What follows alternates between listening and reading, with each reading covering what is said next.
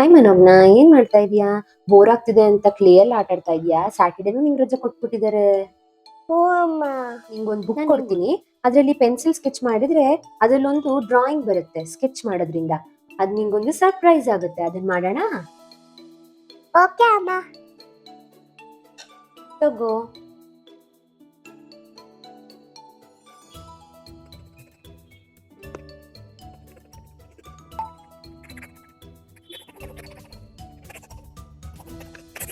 ಏನ್ ಬರ್ತಾ ಇದೆ ಸರ್ಪ್ರೈಸು? ಪಿಕಾಕ್. ಹೌದಾ?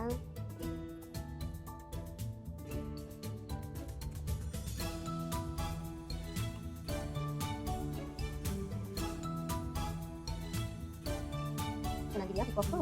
ಸೂಪರ್ ಆಗಿದೆ. ಇದೇ ತರ ಕಂಟೆಂಟ್ ಆಗಿ ನನ್ನ ಪೇಜ್ ಫಾಲೋ ಮಾಡಿ, ಲೈಕ್ ಮಾಡಿ, ಶೇರ್ ಮಾಡಿ, ಸಬ್ಸ್ಕ್ರೈಬ್ ಮಾಡಿ. Thank you.